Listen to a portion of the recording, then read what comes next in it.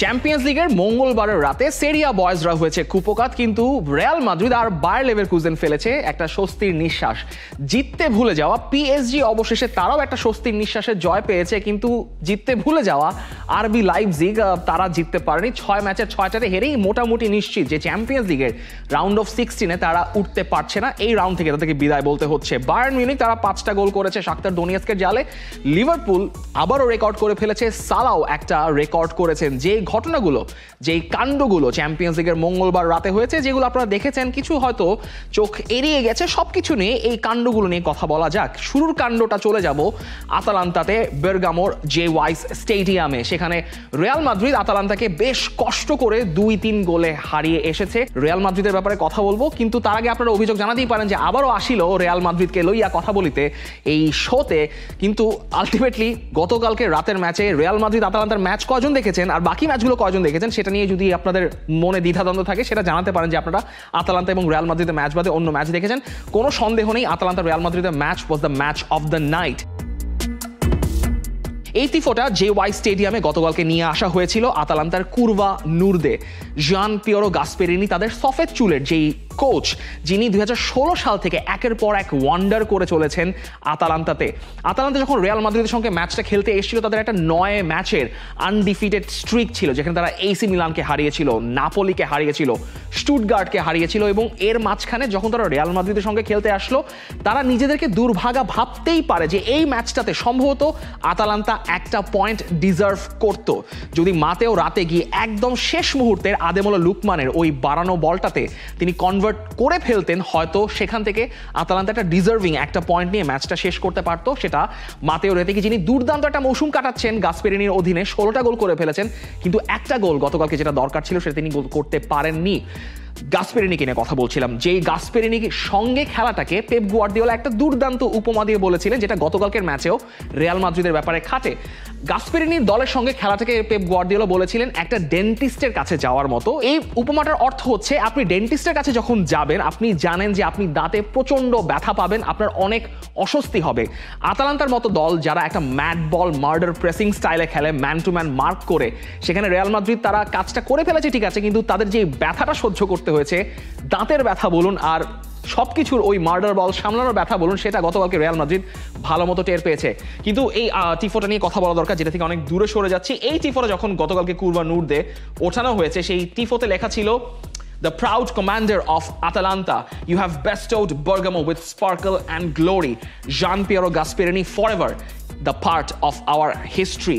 আতালান্তার যে হিস্ট্রিটা লেখা হয়েছে, যে ইতিহাসের অংশ লেখা হয়েছে ফুটবলের সাফল্যের, সেটা সবটুকুটাই লিখেছেন আসলে জান পিয়েরো গাসপেরিনি। সেটা গতকালকে হয়তো রিয়াল মাদ্রিদকে হারালে আরেকটু হয়তো বর্ণিল হতে পারতো, সেটা হয়নি রিয়াল মাদ্রিদের কারণে। শার্লি ক্যাটেলার গোল পেয়েছিলেন পেনাল্টি থেকে, আদেমোলা লুকমান গোল পেয়েছেন, যিনি একটা দুর্দান্ত মৌসুম কাটাচ্ছেন এবং সম্ভবত আফ্রিকান প্লেয়ার অফ দ্য মৌসুম, এই মৌসুমের জন্য African player of the season তিনি হয়ে যাবেন। তবে যখন রিয়াল মাদ্রিদকে আপনি ফেস করতে যাচ্ছেন, তখন রিয়াল মাদ্রিদকে আলাদা করে কথা বলতেই হবে, কারণ রিয়াল মাদ্রিদ ম্যাচটা জিতেছে। যেই 3টা ডিজার্ভিং পয়েন্ট তাদের দরকার ছিল, সেটা তারা পেয়ে গেছে।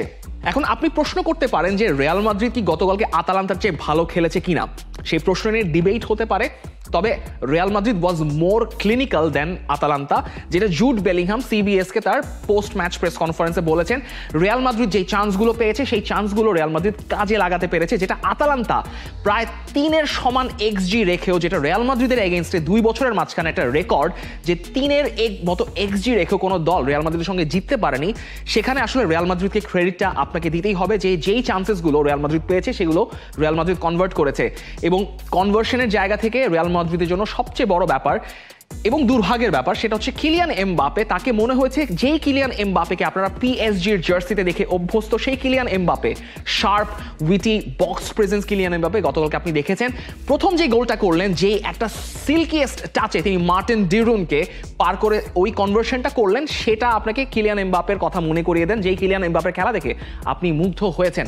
এখন কিলিয়ান এমবাপে তিনি গতকালকে এই গোলটা করে সবচেয়ে দ্বিতীয় ইয়াংগেস্ট প্লেয়ার হিসেবে চ্যাম্পিয়ন্স লিগে 50টা গোল করার রেকর্ড করে বসেছেন, যেই রেকর্ডের তার উপরে বসে আছেন একমাত্র লিওনেল মেসি। লিওনেল মেসির পর কিলিয়ান এমবাপে রয়েছেন। এরপর তিনি যেই 50টা গোল করেছেন, সেই 50টা গোল করেছেন তিনি ৭৯টা ম্যাচ খেলে, সেটা যদি আপনি ম্যাচ খেলার হিসাব করেন যে কতগুলো কম ম্যাচ খেলে Kylian Mbappe 50টা champions League goal করেছেন, সেক্ষেত্রে তিনি সেই লিস্টে 4 নম্বরে আসবেন। সেই লিস্টের শুরুতে রয়েছেন রুদ ভ্যান নিস্টেলরয়, ঠিক তার পরপরই রয়েছেন লিওনেল মেসি, এরপর রবার্ট লেভানডফস্কি। কিলিয়ান এমবাপে যে 35টা মিনিট খেলেছেন, হি ওয়াজ ভেরি ভেরি গুড এবং তার কনফিডেন্স লেভেলটা মনে হচ্ছিল যে অবশেষে ফেরত এসছে, কিন্তু আনফর্চুনেটলি একটা লেফট থাই হ্যামস্ট্রিং ইনজুরির কারণে তাকে মাঠ ছাড়তে হয়েছে। সম্ভবত ইন্টার কনফেডারেশনাল কাপের ফাইনাল তিনি হয়তো মিস করতে পারেন বলে ধারণা করা হচ্ছে। তবে এই ছবিটা একদম দেখার মতো। Vinicius junior broom. Vinicius junior গতকালকে যে কাজগুলো করেছেন, 3টা গোলেই তার স্পেসিফিক কন্ট্রিবিউশন ছিল। প্রথম গোলটার ব্যাপারে কন্ট্রিবিউশনটা কি সেটা একটু আলাদা করে বলা দরকার। Basically Atalanta man to man marking pressing সিস্টেমে খেলে, অর্থাৎ যখনই আপনি রিয়াল মাদ্রিদে কোনো প্লেয়ারকে মাঠের কোনো জোনে দেখবেন, তার ঠিক পেছনে কিংবা তার ঘাড়ের বা তার বডির একদম পাশেই আতালান্তার একটা প্লেয়ারকে মার্ক করতে দেখবেন।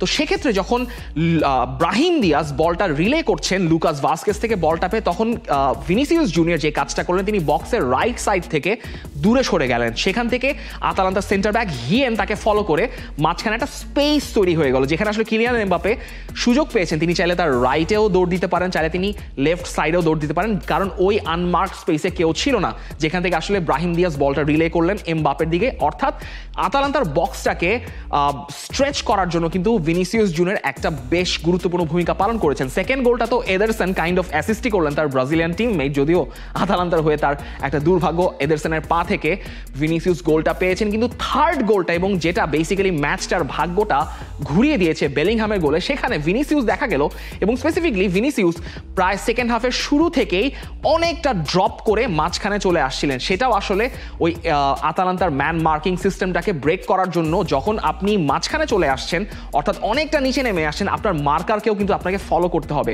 এখন সেটাই আসলে এদারসন কিংবা আতালান্তার যে সেন্টার ব্যাক ভিনিসিয়াসকে মার্ক করছিলেন, তাকে ডিসাইড করতে হচ্ছে যে তিনি ভিনিসিয়াসকে ফলো করবেন নাকি তার জোনটা মেনটেন করবেন। প্রথম কয়েকটা সময় মার্কার তাকে ফলো করেনি, ভিনিসিয়াস আনমার্কড অবস্থায় বল মাঝখান থেকে অনেকটা নিচে নেমে এসে সামনে পাস করেছেন রদ্রিগো এবং বেলিংহামের জন্য। কিন্তু যখন ভিনিসিয়াস থার্ড গোলটার সময় একদম মাঝখানে চলে এসে টোনি ক্রসের রোলটা পালন করলেন, তখন কিন্তু এদারসন তাকে ফলো করলেন। বেলিংহাম এবং রদ্রিগো তারা কিন্তু ওই সামনের জোনটা ধরে রেখেছেন দুই সেন্টার ব্যাকের পাশাপাশি। বেলিংহামকে যে লং বলটা দিলেন, সেটা মার্টেন দেরুনকে একদম কাঁদায় ফেলে দিয়ে বেলিংহাম একটা চমৎকার ফিনিশ করেছেন। গতকালকে বার্গামোর নাইটটা কাইন্ড অফ ওন করেছেন বেলিংহাম। লাস্ট 7টা ম্যাচে এটা বেলিংহামের 6ষ্ঠ গোল, যেটা গতকালকে যে ফিনিশিংটা করেছেন, সেই ফিনিশিংটা বেসিক্যালি আতালান্তাকে ম্যাচে আর ফিরতে দেয়নি, যদিও আতালান্তার পক্ষে ম্যাচে ফেরার অনেক সুযোগ কিন্তু পরবর্তীতে ছিল। যেটা ইন্টারেস্টিং ঘটনা ঘটেছে সেটা হচ্ছে এই বিএমভি, অর্থাৎ বেলিংহাম, এমবাপে এবং ভিনিসিয়াস ট্রায়োকে নিয়ে কিন্তু সিজনের শুরু থেকেই কথা হচ্ছিল যে এই ট্রায়োটা হয়তো অন্যান্য যে কোনো দলের উপর ত্রাস সৃষ্টি করবেন। কিন্তু 14টা যে ম্যাচ হয়েছে, যেই 14টা ম্যাচে এই 3 জন একসঙ্গে খেলেছেন, সেই 14টা ম্যাচে 3 জনই গোল পেয়েছেন, এরকম কোনো ম্যাচ যায়নি। গতকালকের ম্যাচটাই ছিল প্রথমবারের মতো যে এই 3টা ট্রায়ো, বেলিংহাম, ভিনিসিয়াস এবং এমবাপে, গোল পেয়েছেন আতালান্তার মাঠে, বার্গামোর মাঠে। ইন্টার মিলান যেটা কখনো তারা ফেস করেনি, সেই ঘটনাটাই কালকে ঘটেছে। এই যে ছবিটা এখন এই মুহূর্তে দেখছেন স্ক্রিনে এবং আপনার চোখের সামনে বড় করে, এই ঘটনাটা গত চ্যাম্পিয়ন্স লিগের 5টা ম্যাচে, 6টা ম্যাচের 573 মিনিটে ঘটে নাই যে ইন্টার মিলানের বক্সে একটা বল তাদের জালে জড়িয়েছে। সেটাই গতকালকে বাই এরিনাতে ডি ভেরেকশেলফের মাঠে নর্দি মুকিয়েলে একটা গোল করে ইন্টার মিলানকে হারিয়েছেন। তো হারিয়েছেন, ইন্টারকে একটা গোল করেছেন গতকালকে বাই এরিনাতে। গতকালকে ইন্টার বায়ার লেভারকুজেনের ম্যাচটা যেরকম হওয়ার কথা ছিল, হয়তো সবার টেস্ট মতো এই ম্যাচটা হয়নি, কিন্তু সেখানে বায়ার লেভারকুজেন তাদের উইং ব্যাক এবং মাঝমাঠ দিয়ে যেরকম আক্রমণ করে গেছে, স্পেসিফিকলি নাথানেল টেলা কিন্তু 13 মিনিটে সেই যে সুযোগটা তিনি পেয়েছিলেন, সেটা ক্রসবারে লেগে ফেরত আসলো। সেখান থেকে হয়তো লেভারকুজেন এগিয়ে যেতে পারতো। তবে ইন্টার মিলান এবং সিমন ইনজাগি নিয়ে একটা কথা না বললেই নয়। আপনি গত মৌসুমের আনডিফিটেড বুন্দেসলিগা চ্যাম্পিয়নকে ফেস করছেন, আপনি সেরিয়া চ্যাম্পিয়ন, ঠিক আছে, আপনার সামনে লাৎসিও এবং এবং উদিনেজেকে ফেস করতে হবে। তবে আপনি চ্যাম্পিয়ন্স লিগের রাতে এই বায়ার লেভারকুজেনের মাঠে লেভারকুজেনের সঙ্গে খেলতে এসেছেন, আপনি বেঞ্চে রেখেছেন ডিমার্কোকে, আপনি বেঞ্চে রেখেছেন নিকোলো বারেলাকে, আপনি বেঞ্চে রেখেছেন আপনার স্টলওয়ার্ড লাউতারো মার্তিনেসকে। আপনার নিচে একটা স্পেসিফিক জিনিস না থাকলে, সেই জিনিসটা না থাকলে আপনি এরকম একটা দল নিয়ে আপনি বায়ার লেভারকুজেনের সঙ্গে খেলতে আসতে পারেন না। সেটা প্রায় তিনি করে ফেলছিলেনই, সেটা শেষ মুহূর্তে এই নর্দি মুকিয়েলের গোলে সেটা সম্ভব হয়নি। নর্দি মুকিয়েলে কালকে একটা কাজ করেছেন যেটা আপনাকে 2 বছর আগের একটা ঘটনা মনে করিয়ে দিবে, যেটা ঠিক 2 বছর আগে কিন্তু এই একই দিনে ডিসেম্বরের 10 তারিখে হয়েছিল। নেদারল্যান্ডসের সঙ্গে যখন আর্জেন্টিনা বিশ্বকাপে 2022-এ কোয়ার্টার ফাইনালের ম্যাচটা খেলছিল, যখন লিওনেল মেসি গোলটা করেছিলেন, তারপর তিনি টোপ্পো জিজিও সেলিব্রেশনটা করেছিলেন লুই ভ্যান হালের দিকে তাক করে। সেই সেম সেলিব্রেশনটা কালকে ইন্টারের এগেইনস্টে গোল করে নর্দি মুকিয়েলে করলেন এই ফ্রেঞ্চম্যানের ফার্স্ট গোল বায়ার লেভারকুজেনের হয়ে, যিনি পিএসজি থেকে ধারে এসে খেলছেন। লেভারকুজেনের জন্য ভালো বার্তা, পরবর্তী যে রাউন্ড অফ 16 রয়েছে সেখানে ডিরেক্টলি কোয়ালিফাই করার জন্য। লিভারকুজেনের পার্ট শেষ করে চলে আসি মোহামেদ সালাহ এবং লিভারপুলের দিকে। মোহামেদ সালাহ তিনি একমাত্র লিভারপুলের প্লেয়ার যিনি চ্যাম্পিয়ন্স লিগে গতকালকে 50টা গোল করেছেন একটা পেনাল্টি থেকে, কিন্তু ইউরোপের যে 5টা কম্পিটিশনে এই মুহূর্তে রয়েছে তার মধ্যে 28টা, সর্বোচ্চ 28টা গোলে কন্ট্রিবিউশন, 16টা গোল, 12টা অ্যাসিস্ট এই মোহামেদ সালাহর। এবং মোহামেদ সালাহর কন্ট্রাক্ট এক্সটেনশনটা ফাইনালি শুরু হয়েছে, যদিও এটা এখন কতদূর আগাবে বেতনাদির অনেক বিষয় রয়েছে। তবে মোহামেদ সালাহ যা করে বেড়াচ্ছেন, তাকে যদি কন্ট্রাক্ট এক্সটেনশন তিনি যত টাকা চাচ্ছেন আপনি দিয়ে দেন, আপনি এফএসজি আপনি দিয়ে দেওয়া উচিত। এটা বরং খুবই অন্যায় হচ্ছে যে মোহামেদ সালাহর এই কন্ট্রাক্ট এক্সটেনশনটা এতদিন ধরে আটকে আছে। মোহামেদ সালাহর কন্ট্রাক্ট এক্সটেনশনের বাইরে অবশ্য আর্নে স্লট গতকালকের ম্যাচটা নিয়ে খুব একটা খুশি নন। তার কারণ হচ্ছে তিনি বলেছেন, প্রেস কনফারেন্সে এসে তাকে জিজ্ঞেস করা হয়েছে যে how satisfied he is with Liverpool's performance, কিন্তু তিনি চমকে দিয়ে সবাইকে বললেন যে তিনি মোটেও খুশি হননি লিভারপুলের পারফরমেন্সে। তিনি বলেছেন তিনি এই পারফরমেন্সে কোনোভাবেও খুশি হতে পারে না। যখন আপনার ওপোনেন্ট, মানে তিনি বলছেন যে আমি কি নিয়ে আসলে খুশি হব, আমার খুশি হওয়ার কোনো কারণ নেই। আপনি এমন একটা দলের সাথে খেলছেন যাদের ফুটবল নিয়ে খুব ভালো আইডিয়া আছে এবং যারা আসলে playing out from the back, পেছন থেকে খেলা বিল্ড আপ করে খেলতে পারে এবং তাদেরকে আপনি ডিসপোজেস করতে পারছেন না, তাদের ইন্টেন্সিটির সাথে ম্যাচ করতে পারছেন না এবং আপনাকে প্রেস করে আপনাকে বিট করা হচ্ছে। যেখানে আলিসনও বিটেন হয়েছিলেন, প্রায় শেষ মুহূর্তে ভালো কিছু সেভ দিয়েছেন, সেখানে আসলে তিনি খুশি হওয়ার কিছুই পাচ্ছেন না, বরং তিনি জিরোনার জন্য সরি ফিল করছেন, মিশেলের জন্য সরি ফিল করছেন যে এই ম্যাচটা থেকে জিরোনা হয়তো একটা পয়েন্ট ডিজার্ভ করতে পারতো কিংবা একটা উইনও ডিজার্ভ করতে পারতো, সেই কাজটা জিরোনা পায়নি লিভারপুলের কারণে। তবে লিভারপুলের এই সিজনটা ইজ আনপ্রেসিডেন্টেড। 6টা চ্যাম্পিয়ন্স লিগের ম্যাচে 6টাই তারা জিতেছে। সেটা আগের সিস্টেমে, আগের ফরম্যাটে করলে সেই রেকর্ডটা তাদের আগেও ছিল ইয়র্গেন ক্লপের আমলে, কিন্তু এটা নতুন চ্যাম্পিয়ন্স লিগের ফরম্যাট। এই ফরম্যাটে এখন পর্যন্ত 6টা ম্যাচ কেউ জিতেনি, যেটা লিভারপুল করে ফেলেছে।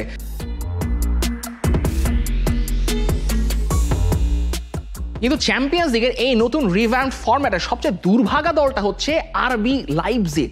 আপনি ঘরের মাঠে খেলছেন অ্যাস্টন ভিলার সঙ্গে, আপনি 2টা গোলও করে মানে ইকুয়ালাইজ করে ফেললেন, সেখানে আপনি রস বার্কলির একদম লাস্ট মোমেন্ট একটা ডিফ্লেক্টেড শটে ম্যাচ হেরে বসলেন। এইটার মাধ্যমে অর্থাৎ অ্যাস্টন ভিলার এই জয়ের মাধ্যমে নিশ্চিত হয়ে গেছে যে আরবি লাইপজিগ পরের রাউন্ডে আর কোনোভাবেই উঠতে পারছে না। এই মুহূর্তে টেবিলের টপ 8-এ তো বসে আছেই এবং ডিরেক্টলি কোয়ালিফাই করার জন্য কিন্তু ভালো একটা সুযোগ অ্যাস্টন ভিলার সামনে, উনাই এমেরির সামনে রয়েছে। ডিরেক্টলি কোয়ালিফাই করার জন্য আরেকটা দল কোনোভাবেও কন্টেনশনে নেই, তাদের খুবই স্ক্র্যাপি ওয়েতে কোয়ালিফাই করার জন্য দরকার হতে পারে। তবে ফাইনালি পিএসজি একটা জয় আনতে পেরেছে, দেশির দিয়েও একটা গোল পেয়েছেন। পিএসজির জন্য স্বস্তির নিঃশ্বাস বায়ার্ন মিউনিখের জন্য, যেখানে থমাস মুলার একটা কাণ্ড ঘটিয়ে ফেলেছেন, যেই কাণ্ডটা খুব বেশি মানুষ ঘটাননি। গতকালকের ম্যাচে জামাল মুজিয়ালা গোল পেয়েছেন, অলিজে পুরো রাতটা নিজের করে নিয়েছেন, ম্যান অফ দ্য ম্যাচও হয়েছেন শাখতার দোনেৎসকে 5-1 গোলে হারানোর জন্য। কিন্তু শাখতার দোনেৎস যারা কিনা খেলছে গেলসেনকার্সেনের মাঠে, যেখানে আসলে ইউক্রেনে খেলার কোনো অবস্থা নেই, জার্মানিতে খেলা হচ্ছে, সেখানে ব্রাজিলিয়ান কেভিল মার্কানো তিনি একটা গোল করে প্রায় বায়ার্ন মিউনিখকে স্তব্ধই করে দিয়েছিলেন। যদিও পরবর্তীতে 6 মিনিট পর কনরাড লাইমার একটা গোল করে বায়ার্ন মিউনিখকে সমতায় নিয়ে আসছেন। তারপর বেসিক্যালি যেটা হয়, একটা বায়ার্ন মিউনিখের গোল ফেস্ট হয়েছে। সেখানে থমাস মুলার একটা রেকর্ড করে ফেলেছেন যে 16টা চ্যাম্পিয়ন্স লিগ সিজনে তিনি গোল পেয়েছেন এবং তাকে যে গোলে অ্যাসিস্টটা করেছেন জামাল মুজিয়ালা, তার সঙ্গে থমাস মুলার সঙ্গে জামাল মুজিয়ালার বয়সের পার্থক্য 14, কিন্তু থমাস মুলার গোল করেছেন আবার 16টা চ্যাম্পিয়ন্স লিগের সিজনে। থমাস মুলার যেই গোলটা করেছেন সেই গোলের পর 16টা সেপারেট চ্যাম্পিয়ন্স লিগের সিজনে তিনি গোল পেয়ে গেলেন। এই রেকর্ডটা একইভাবে রয়েছে ক্রিশ্চিয়ানো রোনালদো এবং রায়ান গিগসের, তবে সবচেয়ে বেশি রয়েছে লিওনেল মেসি এবং কিলিয়ান এমবাপের, যারা 18টা সিজনে চ্যাম্পিয়ন্স লিগে গোল করেছেন। বায়ার্ন মিউনিখ এখন যেই পজিশনে বসে আছে এবং তাদের যেই অপোনেন্টকে ফেস করতে হবে সেখানে আসলে ডিরেক্ট কোয়ালিফিকেশনের একটা স্পটও আসলে বায়ার্ন মিউনিখ নিজেদের জন্য রেডি করে রাখতে পারে, এক্সপেক্ট করতেই পারে মাসো কোম্পানি। তবে এরপর যেই ফেরি টেল স্টোরিটা নিয়ে কথা বলা দরকার সেটা হচ্ছে ব্রেসের স্টোরি। ব্রেস গতকালকে পিএসভিকে 1-0 গোলে হারিয়েছে। সেটার মোমেন্টামটা আপনাদের এভাবে বলা দরকার যে পিএসভি এক সময়ের চ্যাম্পিয়ন্স লিগ উইনার এবং গত মৌসুমের এরডিভিজের উইনার, তারা এই লে পাইরেটসদের কাছে হেরে গেছে, যারা কখনোই কোনো ইউরোপিয়ান কম্পিটিশনে এর আগে পার্টিসিপেট তো করেই নেই। এটাই তাদের প্রথম কম্পিটিশন এবং সেখানে 6টা ম্যাচের মধ্যে 4টা ম্যাচ তারা জিতেছে, একটা ম্যাচ ড্র করেছে বায়ার লেভারকুজেনের সঙ্গে, একটা মাত্র ম্যাচ তারা হেরেছে বার্সেলোনার সঙ্গে। ফ্রেঞ্চ লিগে ব্রেস যতই ছোট হোক না কেন, চ্যাম্পিয়ন্স লিগে এই ব্রেস ততটাই বড়। গতকালকে সেইটাই আরেকবার প্রমাণ হয়ে গেল এই ব্রেস, যখন তারা 1-0 গোলে এরিক রয়ের দল পিএসভিকে হারিয়েছে। অথচ এই এরিক রয় তিনি 10টা বছর এর আগে দায়িত্ব নেওয়ার আগে ব্রেসের তিনি 10টা বছর স্পোর্টিং ডিরেক্টরের দায়িত্ব পালন করেছেন, তিনি কোনো ফুটবল কোচের দায়িত্ব পালন করেননি। এই ভদ্রলোক তিনি ব্রেসের দায়িত্ব নিয়ে পুরো খোল নলচেই পাল্টে ফেলেছেন ব্রেসের। তবে ব্রেসের জন্য এই চ্যাম্পিয়ন্স লিগের ফরম্যাটের জন্য একটা দুর্দান্ত এই জয় আপনার জন্য নিদর্শন কালকে হয়ে এসছে। তবে স্পোর্টিং সিপি, রুবেন আমোরিমের সাবেক দল, রুবেন আমোরিম যেমন এখন ম্যানচেস্টার ইউনাইটেড এসে ঢুকছেন, স্পোর্টিং সিপিও ঢুকছে। গতকালকে ক্লাব ব্রুজের সঙ্গে তারা হেরে গেছে এবং স্পোর্টিং সিপি টানা 4টা ম্যাচ এই নিয়ে হেরে গেল কনজিকিউটিভলি, লিগ এবং চ্যাম্পিয়ন্স লিগ মিলে। অন্য যে ম্যাচটা ছিল দিনামো জাগ্রেব এবং সেল্টিকে, সেটা 0-0 ড্র হয়েছে। আপনাদের জন্য আরেকবার চ্যাম্পিয়ন্স লিগের মঙ্গলবার রাতের ম্যাচগুলো রিক্যাপ। দিনামো জাগ্রেব সেল্টিকের ম্যাচটা ড্র হয়েছে, সেল্টিকের জন্য ভালো, দিনামো জাগ্রেবের জন্য ভালো। তাদের কোয়ালিফিকেশন সাকসেস বা কোয়ালিফিকেশন চান্সেসের জন্য জিরোনা তারা লিভারপুলের কাছে হেরে গেছে ঘরের মাঠে 1-0 গোলে মোহাম্মদ সালাহর একটা পেনাল্টি থেকে। গতকালের সিন্টিলেটিং ব্লকবাস্টার ম্যাচ জেভি স্টেডিয়ামে আতালান্তা হেরেছে রিয়াল মাদ্রিদের কাছে। বেলিংহাম, এমবাপে, ভিনিসিউস তিনজনই গোল পেয়েছেন। আতালান্তা থেকে গোল করেছেন আদেমোলা লুকমান এবং শার্ল ডি ক্যাটালারা। বায়ার লেভারকুজেন তারা অবশেষে ইন্টার মিলানকে হারিয়েছে 1-0 গোলে। ইন্টার মিলান 573 মিনিট পর একটা গোল কনসিড করেছে। ব্রেস ঐতিহাসিক একটা জয় পেয়েছে পিএসভির সঙ্গে 1-0 গোলে। ক্লাব ব্রুজ স্পোর্টিংকে হারিয়েছে 2-1 গোলে। আরবি লাইপজিগের ঘরের মাঠে লাইপজিগ রেডবুল এরিনাতে অ্যাস্টন ভিলা একটা মনুমেন্টাল উইন নিয়ে এসছে 3-2 গোলে জিতে। আরবি জালজবুর্গের মাঠে পিএসজি জিতেছে অবশেষে 3-0 গোলে। শাখতার দোনেৎস্ক গেলশেন কেরশেনের মাঠে 1-5 গোলে বায়ার্ন মিউনিখের কাছে হেরেছে। বায়ার্ন মিউনিখের 5টা গোলের কারণে শাখতার দোনেৎস্ক কোনো চান্সই খুঁজে পায়নি। গতকালকের যতগুলো কাণ্ড ঘটেছে চ্যাম্পিয়ন্স লিগে, সবচেয়ে মেমোরেবল কোন ঘটনাগুলো আপনার কাছে মনে আছে, সেই মেমোরেবল ঘটনাগুলো এবং যেগুলো আমি মিস করে গেছি হয়তো সেগুলো জানিয়ে দিন আমাদের কমেন্ট বক্সে। For more updates, subscribe to our YouTube channel and click on the bell icon. Follow us on Facebook and Instagram. Download T-Sports app to enjoy exciting games and highlights. Visit tsports.com.